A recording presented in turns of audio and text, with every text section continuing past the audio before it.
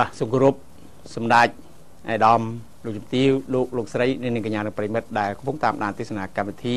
កសិកម្មរបស់ស្ថានីយទូរទស្សន៍ CTN និង CNC បាទកម្មវិធីរបស់យើងសម្លឹកយកអំពីផ្លែក្រូចពោធិ៍សាត់បាទនិយាយទៅក្រូចពោធិ៍សាត់ឈ្មោះថាពោធិ៍សាត់ពីព្រោះយើងមានខេត្តពោធិ៍សាត់តែដើមកំណើតតាមអ្វីដែលយើងបានឮពីកសិកររបស់យើងដែលលោកដាំនៅក្រូចពោធិ៍សាត់នៅខេត្តបាត់ដំបងបាននិយាយថាពូជនេះមកពីពោធិ៍សាត់បាទដូច្នេះទើបមានឈ្មោះថាជាក្រូចពោធិ៍សាត់ជារៀងរហូតមកក៏តែទឹកដីដ៏ធំដែលដាំនៅក្រូចពោធិ៍សាត់នេះគឺមានភាគច្រើននៅខេត្តបាត់ដំបងបាទប្រជាជននៅខេត្តបាត់ដំបងបាទកសិករជាច្រើនបានដាំនៅក្រូចពោធិ៍សាត់នេះជាពិសេសគឺនៅឃុំទំមឹមស្រុកសង្កែខេត្តបាត់ដំបងតែម្ដងបាទដូច្នេះហើយទើបយើងឃើញថានៅខេត្តពោធិ៍សាត់តាមផ្លូវដែលយើងធ្វើដំណើរគឺផ្លូវជាតិលេខ5អត់សូវឃើញមានទេអ្នកដែលលក់នៅក្រូចពោធិ៍សាត់នេះច្រើនតែមាននៅខេត្តបាត់ដំបងប្រិមត្តទូទៅចាំបានទេពេលដែលធ្វើដំណើរអញ្ជើញទៅបាត់ដំបងអញ្ជើញទៅប៉ោយប៉ែតធ្វើដំណើរតាមផ្លូវជាតិលេខ5ឃើញតែនៅបាត់ដំបងដែលមាននៅក្រូចពោធិ៍សាត់ច្រើនបាទដូច្នេះក្រូចពោធិ៍សាត់មានច្រើននៅខេត្តបាត់ដំបងជាពិសេសនៅស្រុកសង្កែនោះតែម្ដង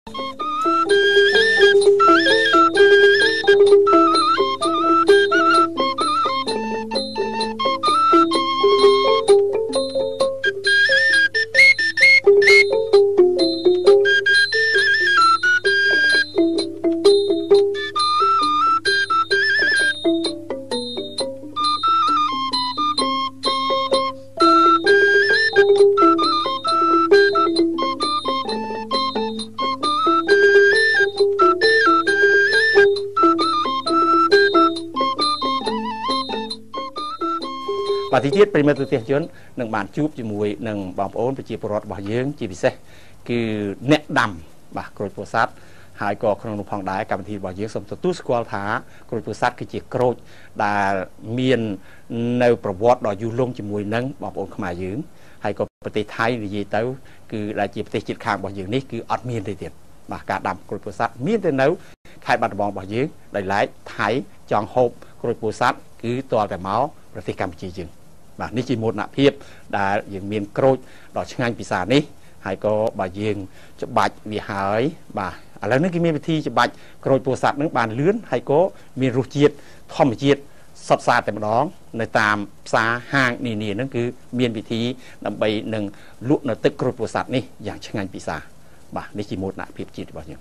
សូមសម្រាប់មួយផ្លែសិនទីទៀតជួបជាមួយនឹងកសិករទៀត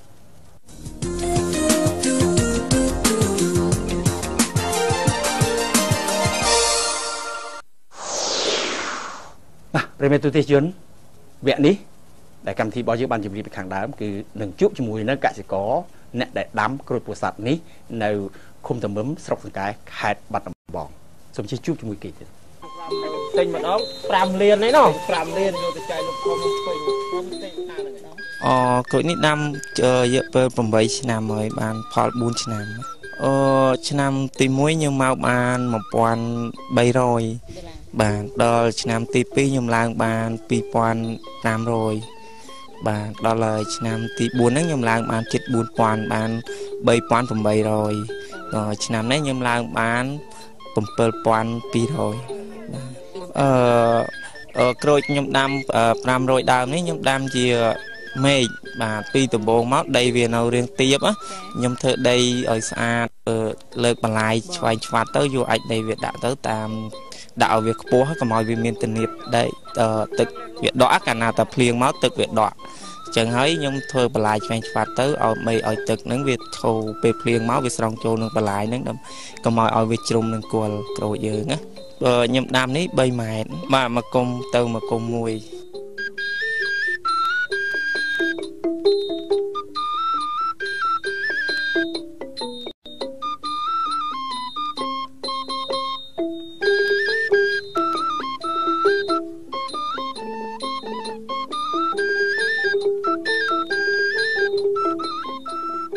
hai lồng bạc đây ní lồng bạc mình tên này nó rồi bạn dương ban phó bạn làm gần tới dương trâu thai trâu thơ quần về chữ smile chữ ấy ở bạn sạch tam quần đấy thấy giờ dương mơ tam quần về nó khai lô về miền cát đia miền ấy mà xì tam quần về phía cả nó về อดល្អទេវាដូចដើមនេះជាដើមមើលបើយើងថែអត់បានដិតដល់វាខូចកាលណាតែមានអាកាឌីអីនឹងវាស៊ីមកវាចាប់ស្អុយបាទដល់យើងនេះទៅបិទកបោបិទអីលាយខ្លះដែរណាបាទ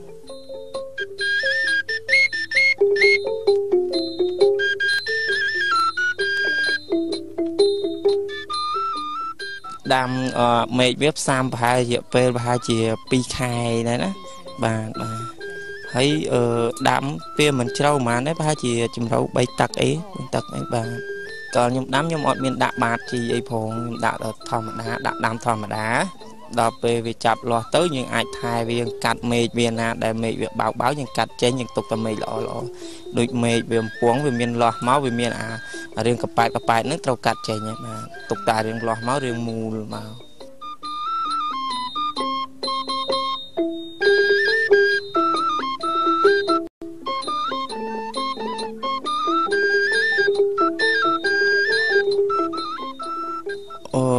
វាខ្ញុំចាប់ដើមប្រហែលជា4ឆ្នាំវាអាចចេញជារៀនផ្លែខ្លះចេញជាផ្កាតិចមកដំបូងវាផ្លែបានតិចទេដំបូងដល់ឆ្នាំទី2ឆ្នាំទី3ចាប់ផ្លែខ្លាំងមកបាទ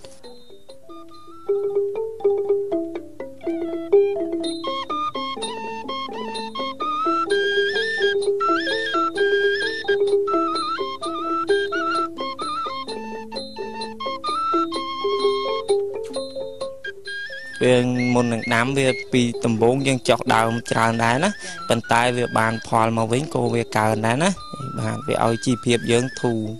មកកម្រិត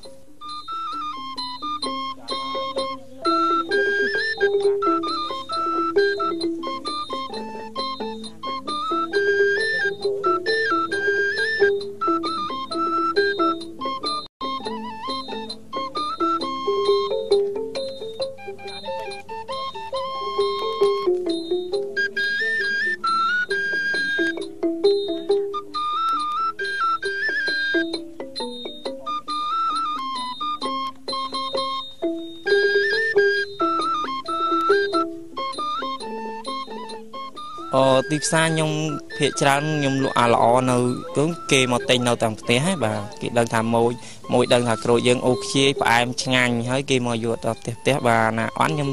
លក់ទៅផ្សារថ្មីបាទ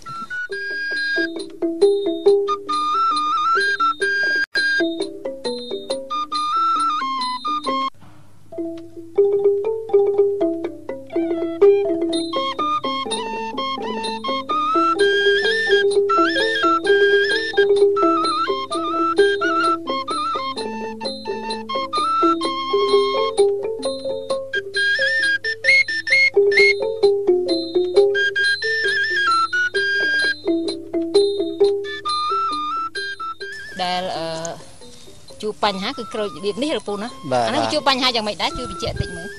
អាហ្នឹងមកពីតកៅវាស៊ីតាមអាមេឃវានេះហើយវាណាកាយទៅឃើញប្រហោងតែណាហ្នឹងវាប្រហោងមេឃវាស៊ីតាមមេឃវានេះបើអាដើមនឹងអាខ្លះទៅវាសវានេះអានេះស្លឹកប្រភេទវានេះចេះវាអត់មានមេស៊ីទេចាហើយជាក្រូចដែលជួបថាសុខភាពល្អក្រូចរបៀបម៉េចនេះភេទល្អក្រូចរបៀបនេះអូនេះបាទលឹកដើមដងបាទដើមដងស្អាត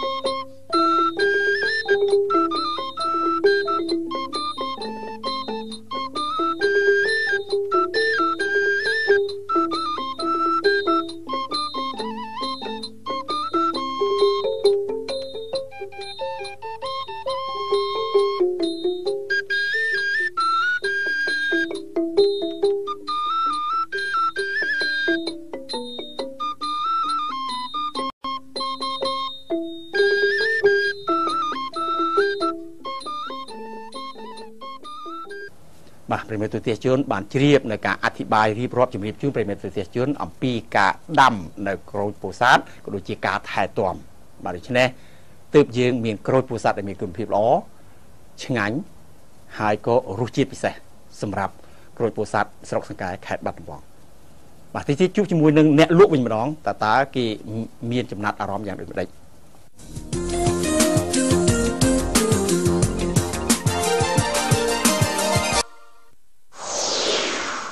បាទប្រិយមិត្តទូទាជនវគ្គនេះសូមជួបជាមួយនឹងអាជីវករយើងហៅថាអាជីវករចឹងចុះពីព្រោះថាអ្នកគាត់គឺជាអ្នកលក់ក្រូចពោធិ៍សាត់នៅខេត្តបាត់ដំបងបាទបើយើងនិយាយថាអ្នកលក់ក្រូចពោធិ៍សាត់ប្រិយមិត្តទូទាជនខ្លះស្ដាប់ទៅស្មានថាលក់នៅខេត្តពោធិ៍សាត់ដោយឡែកក្រូចពោធិ៍សាត់អ្នកលក់នៅខេត្តបាត់ដំបងហើយក៏ក្រូចពោធិ៍សាត់នេះក៏ដាំនៅខេត្តបាត់ដំបងគឺនៅស្រុកសង្កែនឹងឯង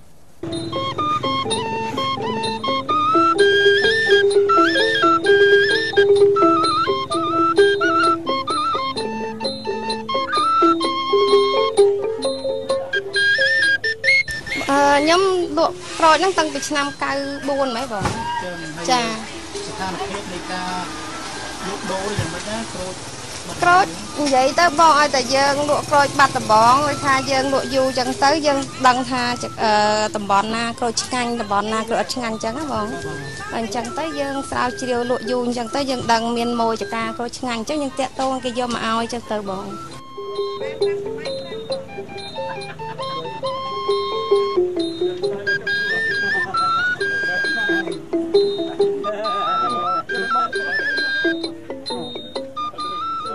ក្រូចសពថ្ងៃហ្នឹងចេះបងដូចថាបេះវិជ្ជការហ្នឹងមកអានេះគេជ្រែឲ្យខ្ញុំនេះមកប្រភេទដូចថាយកមកជ្រែនេះជ្រែ3ប្រភេទទេណាបងមានអាឃ្លីមានអាកដាលហើយនឹងអានេះហើយដល់នេះគេហៅអាធំតែក្នុងអាធំហ្នឹងក៏វាមានអាទូចនឹងចូលដែរណាបងគ្រាន់ថាគេចែកចេញជា3ប្រភេទហើយដល់ខ្ញុំយកមកខ្ញុំចែកទៀតខ្ញុំចែកចេញជា3ទៀតចាខ្ញុំយកមកខ្ញុំចែកចេញជា3ទៀតមានអាលេខ1លេខ2លេខ3ចឹងទៅបងហើយតម្លៃថ្លៃនោះយ៉ាងម៉េចដែរតម្លៃទិញចូលមកមានតម្លៃដូចថាអញ្ចឹងតម្លៃទិញចូលនិយាយរួមមានតម្លៃ30000ជាង30000តាមក្រូចស្អាតព្រោះអត់ស្អាតចឹងណាបងចាហើយបើយើងលក់ចេញវិញយើងលក់អាក្របលេខ1ជួនកាលអាចបាន40000លើសតិចតិចទៅប្រម៉ួយត្រឹម40000អីទៅហើយ30000ជាងអីចឹងណាបងអាចុងក្រោយតម្លៃដើមទៅខាតដើមតិចតួចទៅ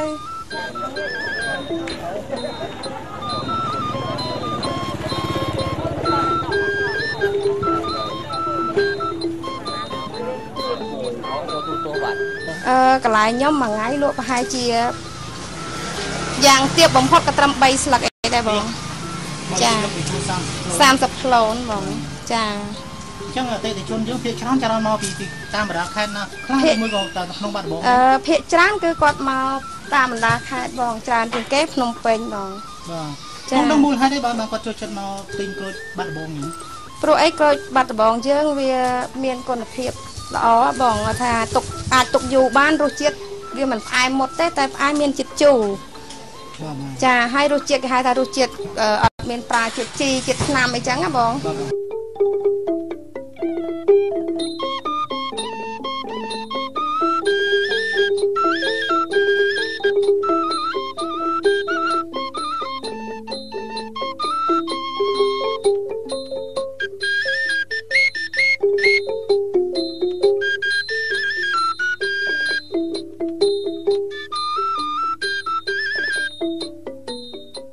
ចាចេះបងខ្ញុំគ្រាន់ថាចង់សំណូមពរដល់អ្នកដាំហ្នឹងឲ្យគាត់រក្សាដូចថាយើងដាក់ទឹកដាក់តែថាជីធម្មជាតិអីចឹងណាបងកុំប្រើជីគីមីឬមួយក៏ថ្នាំបរិច្ឬមួយក៏ធ្វើមិនឲ្យវាទៅជាផ្អែមអីហ្នឹងអត់ល្អទេបងវាបានតែមួយផ្លែទេយើងដាំតាមធម្មជាតិទៅមិនបាច់ខំប្រឹងថាឲ្យវាផ្អែមមានដាក់ជីផ្អែមជីអីកុំប្រើកាលណាយើងប្រើទៅថ្ងៃមុខថ្ងៃក្រោយទៅវាអាចខូចទាំងអស់ខូចគុណភាពក្រូចយើងណាបងចង់ឲ្យអញ្ចឹងឯងហើយខ្ញុំអ្នកចការដែលភាគច្រើនគាត់យកមកឲ្យខ្ញុំសាកសួរបញ្ជាក់គាត់ថាក្រូចនឹងឆ្ងាញ់អត់ផ្អែមអត់បើអត់ផ្អែមទេកុំយកឲ្យខ្ញុំលក់ឲ្យភ្ញៀវអត់កើតព្រោះគាត់ត្រូវការតែក្រូចឆ្ងាញ់ឲ្យគាត់ទុកចិត្តកន្លែងយើងណាបងពេលឡើងណាថ្លៃសួររខ្ញុំដឹងមិនដែររសជាតិបងបាទរសជាតិផ្អែម បងនៅបាត់ដំបងនៅក្នុងពេញចឹងហើយមកការមកលេងនេះមកលេងឬមកលេងធ្វើយ៉ាងម៉េចបងលេងផងមកធ្វើការចាយបងចឹងហើយចំណងចំណូលចិត្តបងក៏ចង់ហូបក្រូចនេះឬយកយ៉ាងម៉េចដែរបង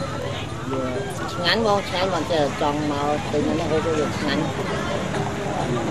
ហើយបងអាចវាយតម្លៃបានទេថាក្រូចប្រភេទណាដែលក្រូចផ្អែមអាក្រូចប្រភេទណាដែលក្រូចធ្វើផ្អែមក្រូចដូចមើលទៅវាគ្រាន់តែមួយផ្អែមមួយជូរអែមតែប៉ុណ្ណឹងមកវាឆ្ងាញ់ទាំងអស់ចាអាចប្រៀបធៀបថាក្រូចសម្រាប់នាំចូលមកពីប្រទេសជិតខាងដូចជាវៀតណាមហើយនៅបាត់ដំបងយ៉ាងម៉េចចាញ់នៅបាត់ដំបងអស់បងចាញ់ខ្មែរយើងហ្នឹងបងខ្មែរយើង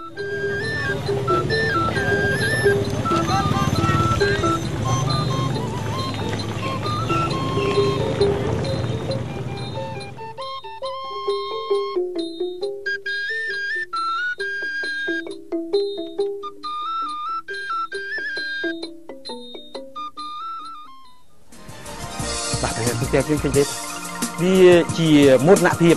របស់ប្រទេសយើងហើយក៏អាជីវករក៏មានមោទនភាពផងដែរដែលបាននឹងជ្រើសរើសនៅពូជក៏ផ្លែក្រូចពោធិ៍សាត់ដ៏ឆ្ងាញ់ពិសាយកមកលក់ឲ្យភ្ញៀវរបស់គេបាទនេះគឺជាមោទនភាពនៃរបរកសិកម្មរបស់បងប្អូនជនជាតិរបស់យើងជាពិសេសគឺនៅខេត្តបាត់ដំបងនេះតែម្ដងបាទកម្មវិធីរបស់យើងសន្មតចាប់តែប៉ុណ្ណេះសញ្ញាវិនមកជួបជាថ្មីម្ដងទៀតនៅថ្ងៃស្អែកតាមពេលវេលារបស់ដដែលនៅពេលនេះខ្ញុំបាទសូមជម្រាបនៅក្រុមការងារសូមគោរពលាសូមអរគុណទៀត